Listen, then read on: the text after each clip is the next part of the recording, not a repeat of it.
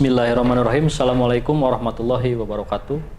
Pada kesempatan ini saya akan menjelaskan bagaimana uji diagnostik tanah sederhana.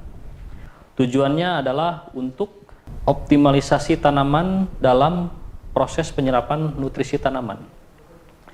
Kemudian perlu saya sampaikan, uji diagnostik tanah ini, pada sesi ini kita akan peragakan bagaimana cara uji aerasi tanah. Jadi kemampuan tanah mengsirkulasi oksigen dari atmosfer, kemudian masuk ke dalam pori-pori tanah, kemudian dari tanah akan mengeluarkan atau respirasi melalui tanah itu berupa gas karbon dioksida. Nah, kemudian pada uji aerasi tanah ini berperan sangat penting untuk optimalisasi pertumbuhan tanaman. Karena tanaman ini, tanah yang subur itu akan menghasilkan produktivitas tanaman yang akan lebih baik juga. Berbeda dengan tanah yang kandungan haranya miskin, kemudian dari tekstur tanahnya juga kedap.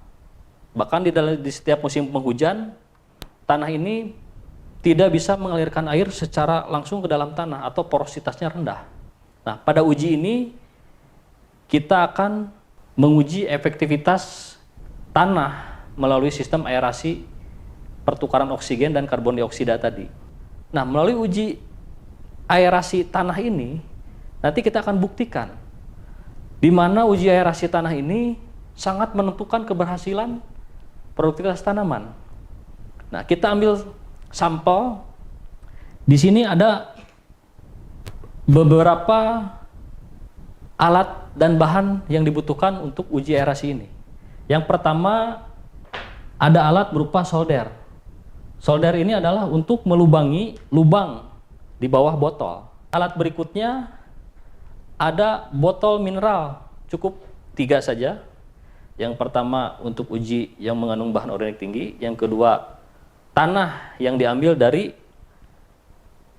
sisa atau residu pupuk kimia tanah konvensional, kemudian botol yang satu lagi untuk pengisian air yang selanjutnya akan dimasukkan ke dalam mangkok. Nah, kemudian yang berikutnya ada yang disebut balon. Balon ini sebagai gambaran bentuk oksigen di udara yang akan kita masukkan ke dalam botol. Nah, kemudian kita lihat nanti gelembung yang ada di udara yang keluar. Ciri tanah mengandung pori-pori yang baik itu akan mengeluarkan yang namanya aerasi yang kontak langsung dengan air. Nah, berikutnya tanah kedap jika dialirkan oksigen berupa gas di udara ini yang dimasukkan ke dalam balon, nah itu dampaknya seperti apa? Nanti kita akan ujikan. Kemudian berikutnya ada tisu untuk membersihkan. Jadi uji sederhana ini insya Allah peralatannya mudah didapat.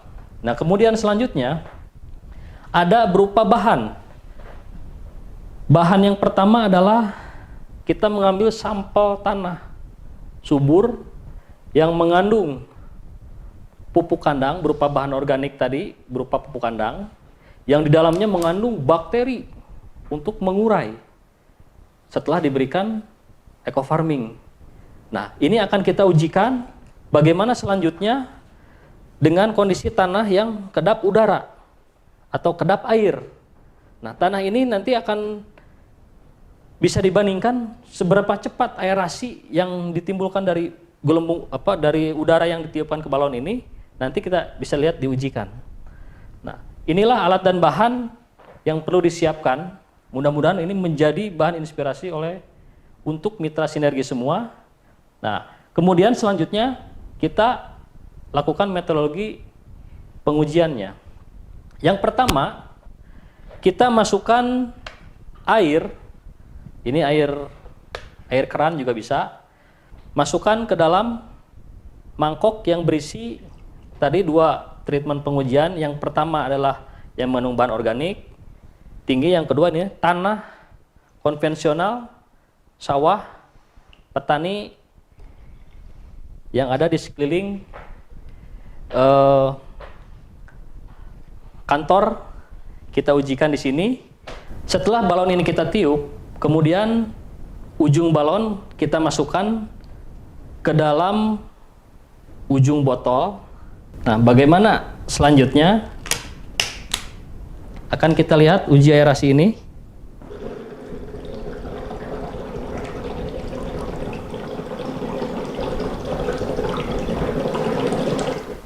Nah, ini bisa disimpulkan tanah yang mengandung pupuk organik atau berupa pupuk kandang, bahan organik berupa pupuk kandang, kemudian tanah subur, ini memiliki aerasi atau sirkulasi udara yang baik. Tentunya akan mempermudah perakaran ujung meristem akar ini semakin baik pertumbuhannya. Kemudian nutrisi yang ada pada bahan organik berupa pupuk kandang, kemudian teknologi microbial ecofarming masuk untuk melakukan proses dekomposisi penguraian bahan organik, inilah persyaratan tanaman akan tumbuh secara optimal. Nah, kemudian kita ambil sampel tanah konvensional yang sudah berpuluh-puluh tahun, dimasukkan pupuk anorganik berupa pupuk sintetis kimia yang ada. Kita ambil di daerah pesawahan di sekitar kita ini. Nah, kita ujikan sekarang bagaimana proses aerasi ini terjadi. Kita lihat pada uji ini. Bisa disimpulkan di sini sudah dipastikan tidak ada lagi aktivitas mikroorganisme. Kemudian balon ini sebagai analogi udara, oksigen di udara yang masuk ke dalam tanah. Nah, tanah ini sudah dipastikan sudah kedap udara, sudah kedap air. Nah, di sini tidak bisa dilihat, ini posisi bawahnya ini sama dikasih bolong. Nah, kemudian ini sampai kapanpun karena terjadi proses kedap air karena pengaruh pupuk kimia, di sini sudah dipastikan aktivitas mikroorganisme pun tidak ada.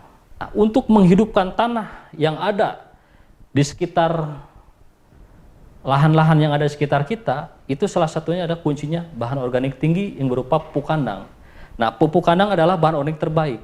Kemudian yang kedua, jika lahan padi itu ada yang namanya jerami padi. Maka teknologi pemanenan jerami padi pun jangan sampai ke bawah. Kita ambil pas bagian malai, kemudian sisanya kita kembalikan lagi ke tanah.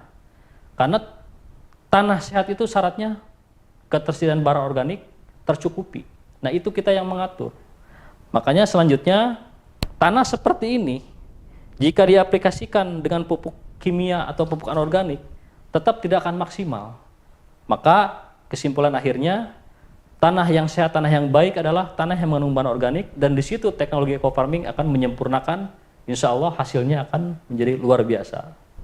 Nah, kemudian bisa disimpulkan ini tanah yang sudah berpuluh-puluh tahun menggunakan pupuk anorganik.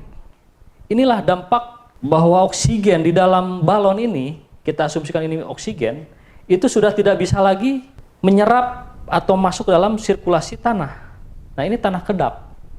Artinya pertumbuhan tanaman sudah dipastikan tidak akan maksimal. Maka dengan uji diagnostik tanah ini melalui uji aerasi, kita sudah bisa menyimpulkan tanah yang subur itu persyaratannya mengandung bahan organik tinggi.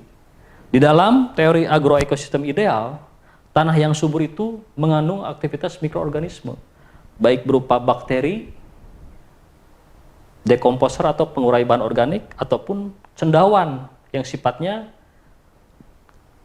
antagonis untuk parasit.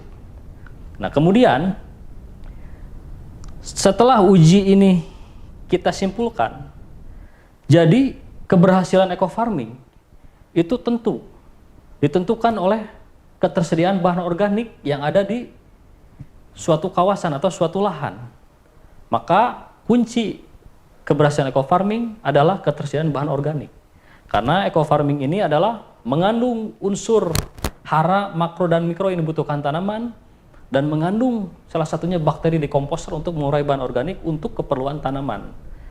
Nah, demikian kesimpulan uji diagnostik sederhana ini pada sesi uji aerasi. Mudah-mudahan bisa diambil hikmahnya, dan insya Allah kita akan bertemu lagi dengan uji-uji berikutnya. Demikian saya tutup. Assalamualaikum warahmatullahi wabarakatuh.